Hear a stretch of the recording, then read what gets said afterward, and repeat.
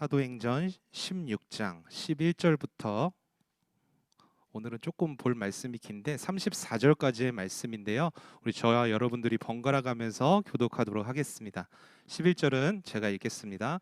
우리가 드로아에서 배로 떠나 사모드라게로 직행하여 이튿날 네아폴리로 가고 거기서 빌립보에 이르니 이는 마게도니아 지방의 첫 성이요 또 로마 식민지라. 이 성에서 수일을 유하다가 안식일에 우리가 기도할 곳이 있을까 하여 문밖 강가에 나가 거기에 앉아서 모인 여자들에게 말하는데 두아디라시에 있는 자색 옷감 장사로서 하나님을 섬기는 루디아라 하는 한 여자가 말을 듣고 있을 때 주께서 그 마음을 열어 바울의 말을 따르게 하신지라. 그와 그 집이 다 세례를 받고 우리에게 청하여 이르되 만일 나를 주 믿는 자로 알거든 내 집에 들어와 유하라 하고 강권하여 머물게 하니라. 우리가 기도하는 곳에 가다가 점치는 귀신 들린 여종 하나를 만나니 점으로 그 주인에게 큰 이익을 주는 자라. 그가 바울과 우리를 따라와 소리질러 이르되 이 사람들은 지극히 높은 하나님의 종으로서 구원의 길을 너희에게 전하는 자라 하며 이같이 여러 날을 하는지라. 바울이 심히 괴로워하여 돌이켜 그 귀신에게 이르되 예수 그리스도의 이름으로 내가 내게 명하노니 그에게서 나오라 하니 귀신이 즉시 나오니라. 여종의 주인들은 자기 수익에 소망이 끊어진 것을 보고 바울과 실라를 붙잡아 장터로 관리들에게 끌어갔다가 성관들 앞에 데리고 가서 말하되 이 사람들이 유대인인데 우리 성을 심히 요란하게 하여 로마 사람인 우리가 받지도 못하고 행하지도 못할 풍속을 전한다 하거늘 무리가 일제히 일어나 고발하니 성관들이 옷을 찢어 벗기고 매로치라 하여 많이 친 후에 옥에 가두고 간수에게 명하여 든든히 지키라 하니 이가 이러한 명령을 받아 그들을 깊은 옥에 가두고 그 발을 착고에 든든히 채웠다. 한밤중에 바울과 실라가 기도하고 하나님을 찬송하며 죄수들이 듣더라. 이에 갑자기 큰 지진이 나서 옥터가 움직이고 문이 곧 다 열리며 모든 사람의 메인 것이 다 벗어진지라. 간수가 자다가 깨어 옥문들이 열린 것을 보고 죄수들이 도망한 줄 생각하고 칼을 빼어 자결하려 하거늘 크게 소리질러 이르되 내 몸을 상하게 하지 말라.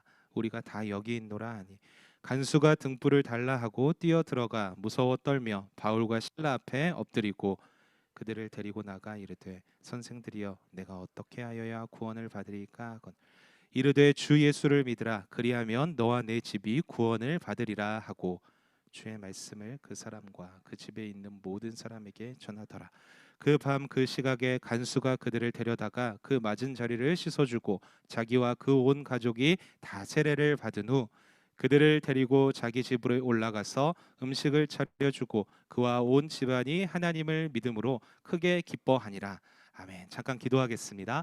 사랑의 주님, 이 시간 겸손히 주님의 말씀 앞에 서길 원합니다. 말씀을 깨달아 하는 은혜를 허락하여 주시고 살아내는 은혜 또한 허락하여 주시옵소서. 감사드리며 예수님 이름으로 기도드렸습니다. 아멘. 자, 여러분들이 교회를 다니면서 복음이라는 말을 굉장히 많이 들어봤을 거예요. 그렇죠? 한 번쯤은 적어도 한 번쯤은 복음이라는 말을 들어봤을 텐데 여러분들이 생각하는 복음이란 과연 무엇일까요? 복음이란 머릿속으로 한번 생각해 보세요. 이 복음이라는 말은요 원래 전쟁 상황에서 쓰이는 단어예요. 옛날에는 요즘처럼 쉽게 막 이렇게 스마트폰이나 뭐 그런 연락망이 막 잘 구축되지 않은 상황이잖아요. 요즘에도 보면은 저희 러시아 우크라이나 전쟁 상황이 막 SNS에도 막 쉽게 올라와서 막 누가 이기고 있는지 어디서 무슨 일이 일어났는지를 잘 알 수가 있었는데 과거에 이 성경에 쓰여질 당시에는 전쟁이 일어났을 때 사람이 직접 그 소식을 전하지 않으면은 알 수가 없는 그런 상황이었다는 말이에요. 그래서 전쟁에서 우리 편이 승리했는데 그 승전보를 하루빨리 우리 편 백성들에게 막 전달을 해야 되잖아요. 그렇죠? 얼마나 조마조마하겠어요. 전쟁이 벌어졌을 때 백성들의 입장에서는 이제 재앙과도 같은 시간이 찾아온단 말이에요. 전쟁이 끝나고 난 뒤에 만약에 전쟁에서 지게 되면 어떻게 됩니까?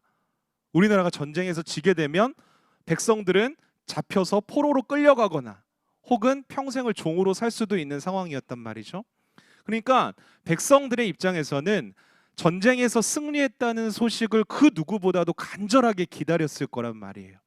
이렇게 승리를 기다리는 백성들에게 전해진 그 승전보 소식, 전쟁터에서 직접 군인이 막 달려와서 전해진 그 승전보의 소식, 승리의 소식이 바로 복음이라는 말이에요. 복음.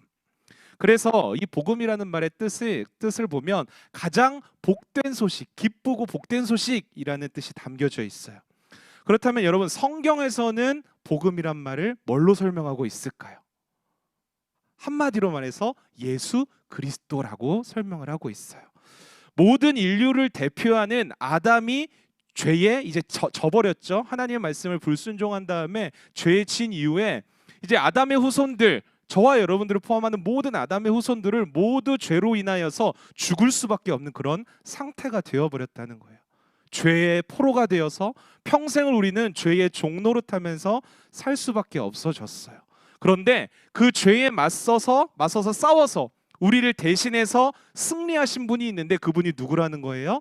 예수님이라는 거예요. 그래서 예수 그리스도의 십자가와 부활은요, 죄인인 우리들에게 있어서는 가장 기쁘고 복된 소식이 될 수 있는 거예요. 이 복음으로 말미암아 예수님을 믿는 모든 사람들은 이 예수님께서 거두신 승리를 모두 다 같이 누리게 되었다는 거죠. 이건 무슨 말이냐면 이제 예수님을 믿는 주님의 백성들은 죄악이 가득한 세상에서 무엇을 의지하면서 살아야 된다?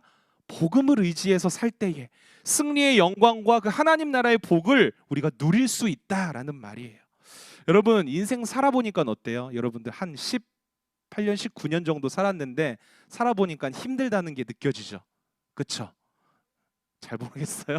아마 더 살아보면은 점점 더 느껴지게 될 거예요. 선생님들이 고개를 끄덕끄덕 거리고 있는데 여러분, 인생이 얼마나 힘들어요. 우리가 하루하루 여러분들도 공부하면서 또 학원 스케줄 따라가느라 또 시험 스케줄 따라가느라 얼마나 살기 힘듭니까? 버겁고, 특히나 여러분들 같이 공부하는 수험생들의 입장에서는 미래에 대한 막막함과 어떤 두려움, 또한 현실에 대한 걱정과 염려, 늘 그래서 우리는 불안하고 초조하고 잠깐 친구들이랑 막 재밌게 지낼 때는 즐겁다가도 곧 혼자 공부할 때 딱 책상에 앉으면 어때요? 우울해지죠. 우리는 그런 인생을 살아가고 있다는 거예요. 여러분, 왜 이렇게 인생이 힘들까요? 왜 어른들도 인생이 힘들죠 하면은 고개를 이렇게 끄덕끄덕 거릴까요? 죄 때문에 그렇다는 거예요. 우리 안에 있는 죄 때문에. 죄의 종처럼 살아갈 수밖에 없는 인생이기 때문에 힘든 거예요. 이러한 힘든 인생을 사는 우리에게 필요한 것이 있다면 돈이 아니라는 거죠. 물질이 아니에요. 권력이 아니에요. 명예가 아니에요.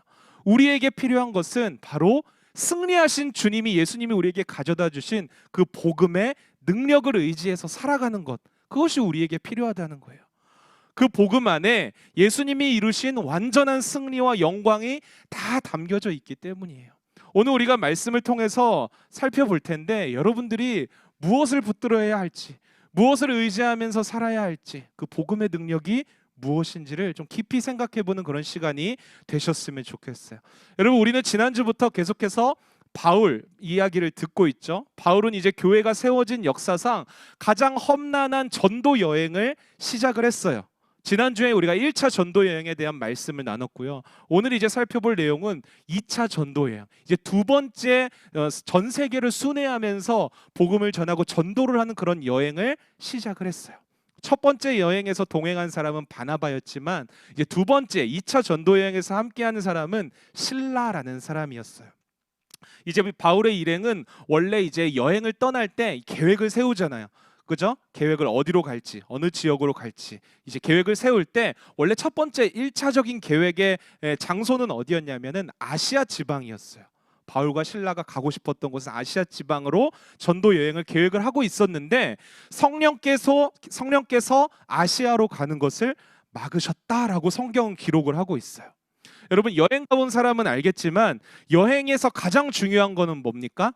어디로 가는지죠. 그죠? 어디로 가는지, 장소가 제일 중요하잖아요. 아마 이제 전도 여행의 가장 이제 전부라고 말할 정도로 가장 중요한 게 어디로 가느냐인데 하나님이 막으시는 거예요, 처음부터. 그러면서 바울에게 한 가지 환상을 보여주셨는데요. 바로 우리가 읽은 본문 바로 앞절인 9절에서 10절 말씀이 우리 같이 한번 읽어보도록 하겠습니다. 9절에서 10절 시작. 밤에 환상이 바울에게 보이니 마게도니아 사람 하나가 서서 그에게 청하여 이르되 마게도냐로 건너와서 우리를 도우라 하거늘 바울이 그 환상을 보았을 때 우리가 곧 마게도냐로 떠나기를 힘쓰니 이는 하나님이 저 사람들에게 복음을 전하라고 우리를 부르신 줄로 인정함이러라. 여기서 말하는 마게도니아 지역은 유럽 지역이에요. 유럽 지역. 원래 가려던 아시아와는 전혀 방향이 다른 지역인 거죠. 바울은 이 환상을 보고 하나님의 뜻인 줄로 인정했더라라고 기록을 하고 있죠. 하나님의 뜻인 줄로 인정을 했어요. 그래서 자신이 가고자 했던 그 아시아로 향했던 그 전도의 계획과 뜻을 다 내려놓고 하나님의 뜻에 순종하기로 결정합니다. 여러분, 바로 이게 복음을 의지하며 살아가는 삶의 자세예요. 하나님의 뜻에 순종하여 나의 뜻과 계획을 내려놓는 사람. 그런 사람은요, 여러분, 하나님께서 그 인생을 결코 그냥 내버려 두지 않으신다는 것을 여러분들이 기억하셔야 돼요. 바울도 그 사실을 알고 있었어요. 이미 1차 전도 여행에서 하나님의 뜻에 순종했을 때 그 뜻을 하나님이 직접 이루신다라는 것을 경험했거든요. 물론 자신의 계획을 내려놓는다는 것이 쉽지 않은 일이었지만 하나님이 나의 계획보다 더 크게 이루실 것을, 더 크신 일을 이루실 것을 기대하는 마음으로 유럽 지역으로 전도 여행의 목적지를 변경했다라는 거예요. 이제 바울과 실라는 유럽 지역의 이제 첫 번째 장소로 빌립보라는 성으로 전도 여행을 하게 됩니다. 여러분, 환상까지 하나님께서 보여주셨어요. 그리고 내가 원래 가졌던 뜻과 계획까지 내려놓고 이 빌립보 지역으로 왔으니까 바울의 마음에 얼마나 큰 기대감이 있었겠어요. 그렇죠? 우리도 그렇잖아요. 뭔가 하나님께서 확실한 하나님의 뜻을 우리에게 보여주시고 내 마음에 확신까지 주셨다면 더욱이 내 뜻과 내 계획을 내려놓고 그 하나님의 뜻에 내가 순종했다면 당연히 기대감이 생기지 않겠어요? 하나님이 반드시 뭔가 기적적인 일을 이루실 거야. 뭔가 내가 예상했던 것보다 더 훨씬 더 큰 일을 이루실 거야. 정말 사울이 바울 되는 정도의 그런 기적적인 회심이 그곳 가운데 일어나거나 아니면 어떤 불치병에 걸린 사람이 기적적으로 낫는다거나 아니면 수천 명이 회개하는 그 오순절 성령 강림 사건이 그곳 가운데 일어나거나 인간적으로 그런 기대감이 바울에게 있었다는 거예요. 그런데 빌립보 지역에 온 이후로부터 며칠이 지나는 동안 아무 일도 일어나지 않는 거예요. 바울 일행에게. 보통 사람들 같으면 어땠겠어요? 실망하고 낙심해서 하나님 이게 뭐예요? 왜 저를 일로 보내셨습니까? 이렇게 질문하면서 전도 여행을 포기할 수도 있었을 거예요. 그러나 바울과 실라는요, 하나님의 신실하심을 믿고 계속해서 부르신 그 선교의 자리로 복음을 전하러 나갔어요. 그러던 어느 날 6월절이 되어서 기도할 곳을 이제 찾아 헤맸어요. 이제 이방 땅이니까 유럽 지역이니까 성전이 없잖아요. 기도를 할 만한 곳을 막 이렇게 찾아서 성문 밖에 있는 곳으로 이렇게 헤매던 때에 강을 발견하게 되는데요. 그 강 근처에서 바울과 실라는 하나님이 예비하신 한 영혼을 만나게 됩니다. 본문 14절 말씀을 한번 보세요. 두아디라시에 있는 자색 옷감 장사로서 하나님을 섬기는 루디아라 하는 한 여자가 말을 듣고 있을 때 주께서 그 마음을 열어 바울의 말을 따르게 하신지라. 하나님이 만나게 하신 한 영혼의 이름이 뭐예요? 루디아라고 하는 한 여인이에요. 여러분, 당시에 무역으로 굉장히 유명한 이 두아디라 시에서 패션 사업을 하는 여인이 바로 이 루디아였다는 거예요. 그리고 루디아가 거래하고 있는 그 품목인 자색 옷은요, 이때 당시에 역사적으로 봤을 때, 문화적으로 봤을 때 이 자색 옷이라는 것은 신분이 높은 사람들만 입을 수 있는 옷이었어요. 자색 옷은. 그래서 우리나라에서도 막 사극 같은 데 보면은 왕이 붉은 옷을 입잖아요. 그죠? 그리고 왕 밑에서부터 막 자주색, 그리고 점점 내려가면서부터 색깔이 막 옅어지죠. 그죠? 자색 옷은 신분이 높은 사람을 상징하는 옷이에요. 그러니까 이 거래처가 누구다는 거예요? 거래처가 신분이 높은 사람들하고만 거래를 했다는 거예요. 경제적으로 굉장히 탄탄한 배경을 가진 여인이었다는 거죠. 심지어 이 당시의 문화에서는 여인들이라고 하면 활발한 사회생활을 하지 않을 때였단 말이에요. 이런 문화적 배경 속에서 여인의 몸으로, 그것도 이 무역의 중심지에서 비즈니스를 하고 있었다면 남부럽지 않을 만한 그런 생활을 하고 있었을 거란 말이에요. 그런데 이 여인이 바울과 실라가 전하는 복음을 들었어요. 듣고 있을 때 하나님께서 이 여인의 마음을 열게 하셨다라는 거예요. 바울이 전하는 복음을 따르게 했다는 거예요. 여러분, 바울은 루디아를 구원시키시는 그 하나님의 일하심을 보면서 뒤통수를 한 대 맞는 기분이었을 거예요. 여러분, 바울의 심정을 한번 생각해 보세요. 그동안 이 빌립보 지역에서 복음을 계속해서 전하면서도 내심 바울의 마음속에는 여전히 하나님이 이루실 크고 놀라운 기적에 대한 기대감이 있었다라는 거죠. 환상을 보여주셔서 오게 한 만큼 분명히 놀라운 기적이 있을 거다. 그런데 지금까지 바울과 실라가 얻은 복음의 열매라고는 뭐밖에 없어요? 고작 이 이방 여자 한 사람이 구원받는 것이었어요.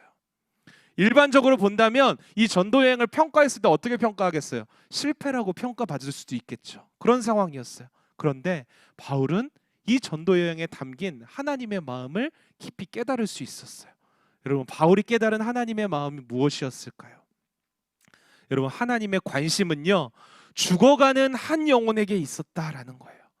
죽어가는 한 영혼이 다시 하나님께로 돌아와서 구원을 얻는 것에 하나님은 온 관심이 있다는 사실을 바울이 깨닫게 된 거예요. 여러분, 하나님은요, 이번 전도 여행에서 얼마나 수많은 기적들이 일어나는가에 관심이 있는 게 아니에요. 얼마나 많은 사람들이 바울을 따랐느냐가 하나님의 관심이 있는 게 아니에요. 얼마나 많은 교회가 이 빌립보 지역 가운데 세워졌는가가 중요한 게 아니에요. 하나님의 관심은요, 한 영혼이 회개하고 구원받는 데 있다라는 것을 기억해야 돼요. 그리고 그 한 영혼은 여러분, 다른 누군가가 아니에요.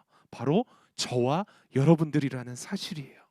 여러분, 우리가 생각하기에 하나님은 신이시니까 온 세상을 다 돌보셔야 되고 수많은 교회와 성도들도 챙겨야 하니까 나 하나쯤은 하나님께서 관심 없겠지? 크게 관심 없겠지?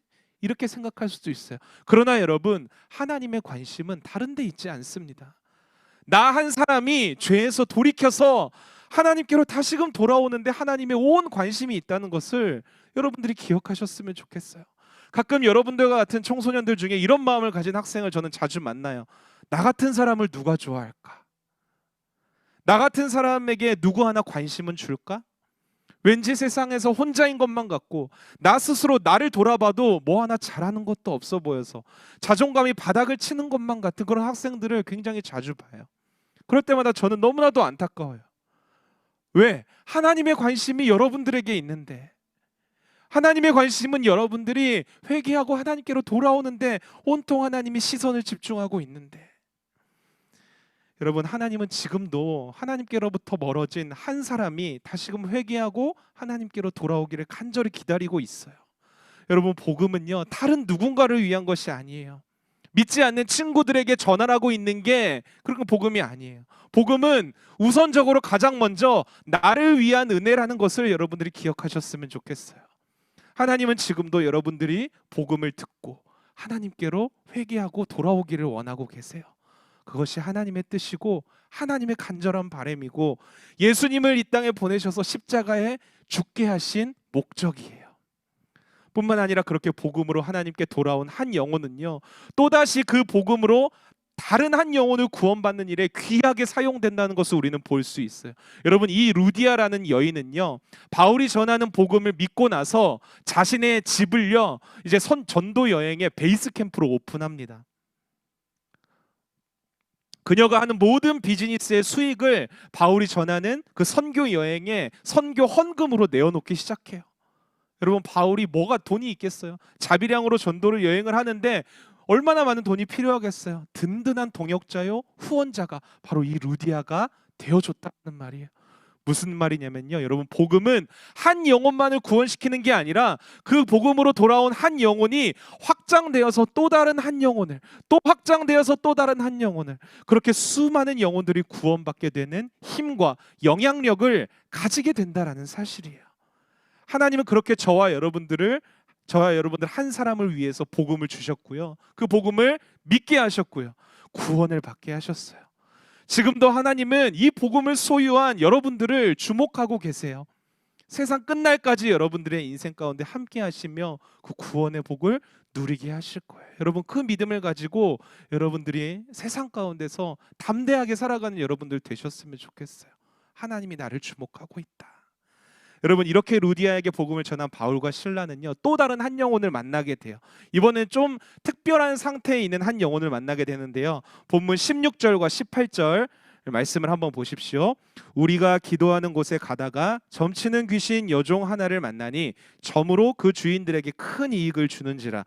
그가 바울과 우리를 따라와 소리질러 이르되 이 사람들은 지극히 높은 하나님의 종으로서 구원의 길을 너희에게 전하는 자라 하며 이같이 여러 날을 하는지라. 바울이 심히 괴로워하며 돌이켜 그 귀신에게 이르되 예수 그리스도의 이름으로 내가 내게 명하노니 그에게서 나오라 하니 귀신이 즉시 나오니라. 이번에도 만난 한 영혼은 똑같이 여인이었어요. 여인이긴 여인이었는데 귀신이 들려있는 한 여종을 만나게 됩니다. 이 여종은 귀신에 들려서 사람들에게 막 점을 봐주고 자신의 주인에게 그 점을 봐주고 번 돈을 이제 주인에게 가져다 두면서 그렇게 생활을 했던 것 같아요. 그런데 바울 일행이 이제 기도하러 가다가 우연히 이 여종을 만나게 됐는데 그 우연히 만난 순간부터 계속해서 졸졸졸졸 바울과 실라를 따라다니는 거예요. 그것도 그냥 따라다니는 게 아니라 따라다니면서 이렇게 외치는 거예요. 이 사람들은 하나님의 종으로 구원의 길을 너희에게 전하는 자이다. 뭔가 맞는 말 같죠, 그죠? 맞는 말이기도 해서 왠지 뭐라고 그만하라고 막 이렇게 할 수는 없는데 이게 몇 날 며칠을 계속해서 쫓아다니면서 이렇게 외치다 보니까 바울이 심히 괴로운 거예요. 그래서 바울이 그 여종에게 선포했어요. 예수 그리스도의 이름으로 명하노니 귀신아 나가라. 쫓아냈어요. 그리고 그 귀신이 그 여인의 몸에서 나가게 됩니다. 여러분, 어떻게 보면 이 귀신 들린 여종은요, 자신의 의지로 살아가는 게 아니라 귀신의 종노릇을 하면서 평생을 살아왔을 텐데 바울이 예수의 이름으로 귀신을 쫓아줬기 때문에 그 귀신으로부터 이제 구원을 얻게 된 거예요. 이제부터는 정말 그 구원의 은혜로 자유롭게 살 수 있는 상황이 되었다는 거죠. 약간 상황적으로는 좀 특수해 보여도 복음으로 구원을 받은 사건임에는 분명해요. 여러분, 아까 루디아가 구원받을 때랑 그리고 이 귀신 들린 여종이 구원받을 때랑 한번 비교해 보세요. 사뭇 다르죠. 한번 대조해서 생각을 해보세요. 루디아는 기본적으로 재력을 갖춘 사업가예요. 사회적으로도 인정을 받는 사람이었을 거고 딱히 구원이 필요해 보이지도 않는 그런 삶을 살았을 거예요. 바울을 만나고 나서 복음을 듣고 또 믿게 되는 과정도 보면 특별한 뭐 이렇게 잡음이 없이 순탄하게 예수님을 믿게 됐어요. 반면에 여러분, 귀신 들린 여종은 어때요? 기본적으로 상태가 안 좋아요. 귀신이 들려 있어요. 그죠? 눈은 뒤집혀 있었을 거고 제정신이 아니었다는 거죠. 복음을 들어도 이성적으로 그것을 들을 만한 상태가 아니었을 거예요. 딱히 복음을 전한다 해도 과연 저런 사람이 믿을 수 있을까? 의심스러운 상태였다는 거죠. 적어도 이 여종의 상태로는 전도대상, 우리가 흔히 전도를 할 때 전도 대상자를 이렇게 분류하잖아요. 전도 대상자에 포함되지 않을 만한 그런 사람이었다는 거예요. 바울을 만나서 복음으로 구원받는 과정 또한 순탄치가 않았어요. 이처럼 이 두 여인은 완전히 상반되는 모습으로서 말씀에서 등장하고 있어요. 공통분모가 없을 것 같죠? 그런데 여러분, 이 두 여인에겐 유일한 공통점이 있어요. 그게 뭘까요? 생각해 보세요. 이 두 여인에게 공통적으로 필요한 것이 있었다라는 거예요. 그게 뭐냐면 예수 그리스도를 통한 구원이 동일하게 필요했다라는 거예요.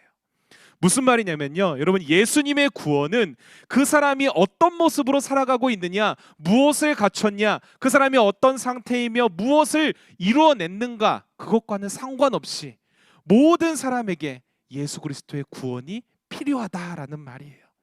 여러분, 여기에는 단 한 사람도 예외가 없습니다.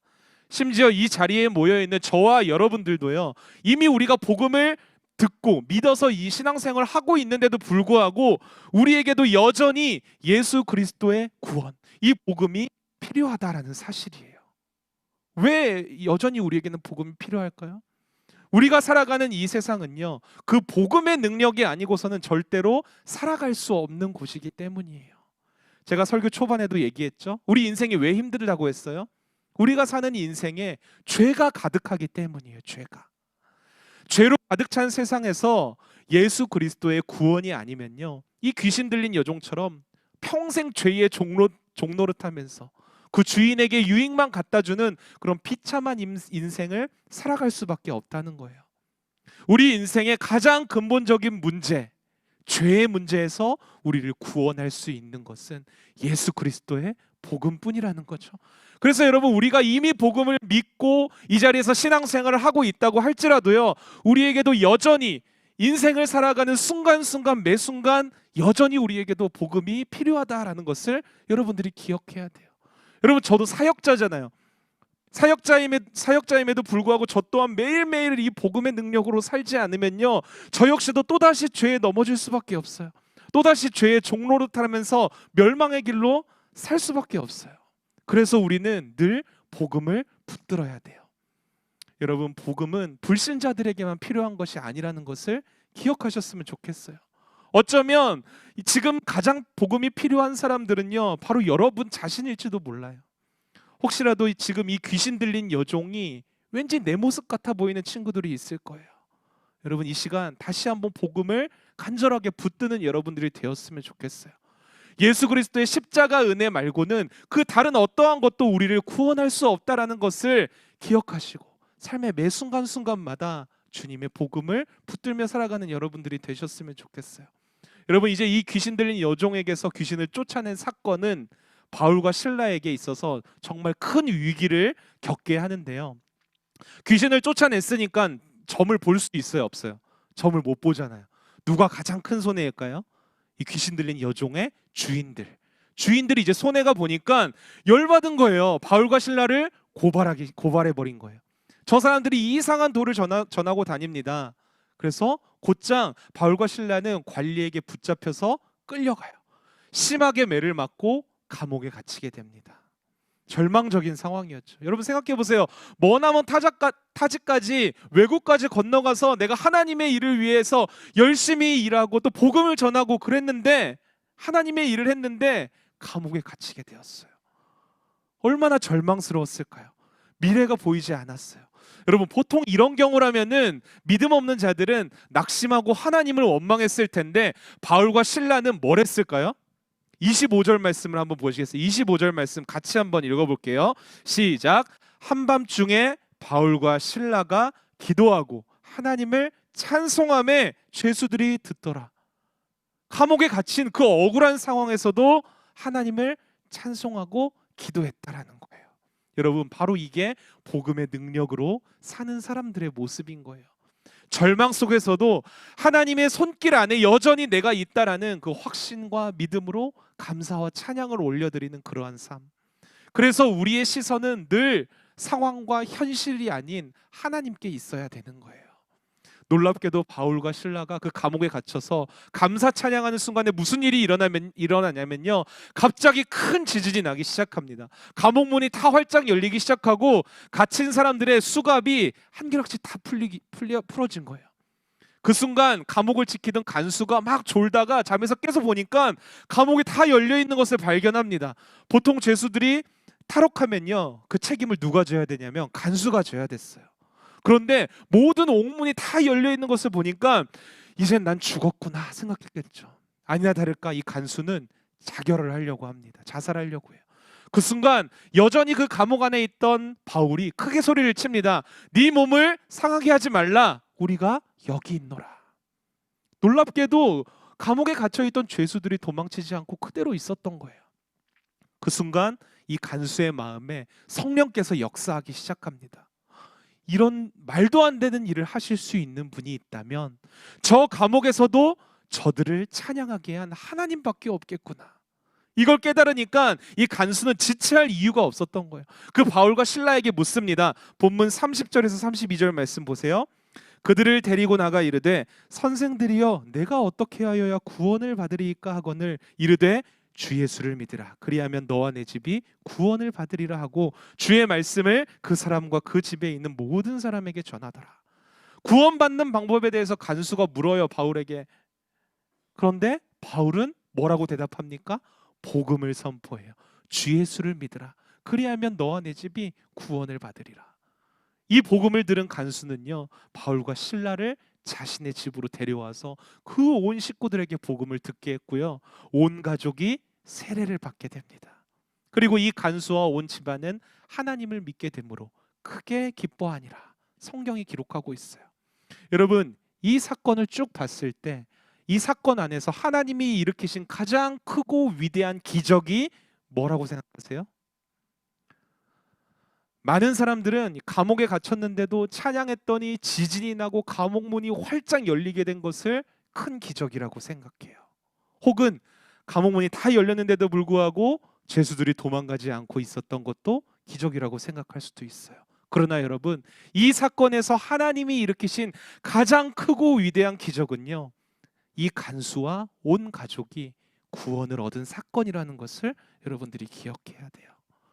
여러분, 우리의 관심은 어디에 있습니까? 지금 당장 내가 겪는 어려움이 하루빨리 해결되는 데 관심이 있어요. 이 감당할 수 없는 현실과 내 마음을 억누르는 문제가 하루빨리 해결되기 위해서 우리는 열심히 하나님 앞에 기도합니다. 그러나 여러분, 복음의 능력은 죽어가는 영혼, 구원이 필요한 영혼을 십자가의 은혜로 다시 살리는 데 있다는 것을 우리는 기억해야 돼요. 이 죄 많은 세상 가운데서 우리가 구해야 하고 기도해야 할 것은, 그리고 우리에게 꼭 필요한 것은요, 지금 당장의 어려움과 이 상황이 해결되는 게 아니에요. 우리에게 그것보다 더 먼저 필요한 것은 뭐냐면요, 그것보다 더 우리에게 간절히 필요한 기적은 뭐냐면 예수 그리스도의 십자가 은혜가 무너져가는 나를 다시 일으켜 세우고 회복해서 상황과 문제 앞에서 다시는 넘어지지 않고 구원의 하나님으로 인하여 기쁨과 감사함으로 살아가는 거예요. 감옥에 갇힌다고 할지라도 하나님께 감사기도하며 감사 찬양을 올려드렸던 바울과 실라처럼요. 여러분, 그렇게 살 수 있는 힘은요, 오직 복음의 능력 안에만 있어요. 그래서 여러분, 우리가 인생 가운데서 우리에게 찾아오는 모든 질문에 대한 대답은요, 딱 하나밖에 없어요. 예수 그리스도, 주 예수를 믿으라. 그리하면 너와 내 집이 구원을 받으리라. 여러분, 그래서 대학교 이제 올라가면 CCC라는 동아리가 있거든요. CCC에서 이제 여름마다 굉장히 모든 전국에 있는 CCC 속한 사람들을 다 모아서 수련회를 하는데 백문일답이라는 것을 해요.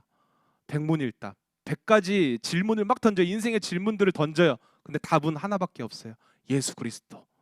거기 보면 되게 장관인데요. 막 사람들이 진행자가 외칩니다. 여러분들 시험 가운데서 승리할 수 있는 분은 누구십니까? 그럼 다 예수 그리스도 외쳐요. 여자친구랑 헤어졌는데 우리의 힘은 누구밖에 없습니까? 예수 그리스도. 그렇게 외쳐요, 대학생들이. 여러분, 인생의 유일한 답은요, 예수 그리스도, 복음밖에 없다는 사실을 여러분들이 기억하셨으면 좋겠어요. 여러분, 인생의 유일하고 참되고 진실한 답이신 예수 그리스도를 만나고 그분만 의지하며 살아가는 여러분들이 되시기를 바라요. 오늘 복음을 만났던 루디아와 귀신 들린 여종과 또 간수의 이야기를 통해서 여러분이 딱 한 가지만 기억했으면 좋겠어요. 복음으로 살고 복음의 능력을 의지하면서 살아간다는 것은요, 우리가 뭔가 대단한 일을 해야 된다는 게 아니에요. 우리의 유일한 구원 되시는 예수 그리스도를 우리가 바라보고 의지하고 그분이 살아가셨던 그 길을 우리가 순종하며 따라가는 거예요. 그러한 삶 속에서 우리는 하나님의 나라와 복과 은혜를 우리가 경험할 수 있는 거예요. 죄 많은 이 세상 속에서도, 힘든 인생 속에서도 참된 기쁨과 행복으로 살아갈 수 있는 거예요. 간절히 바라기는 우리 청소년 산부의 모든 지체들의 마음 가운데 그렇게 예수 그리스도를 향한 믿음이 있었으면 좋겠어요. 복음의 능력을 의지하는 결단이 있었으면 좋겠어요. 그렇게 여러분들의 중심에 예수를 품고 예수를 따르며 승리하며 살아갈 수 있는 여러분들이 될 수 있기를 간절히 소망합니다.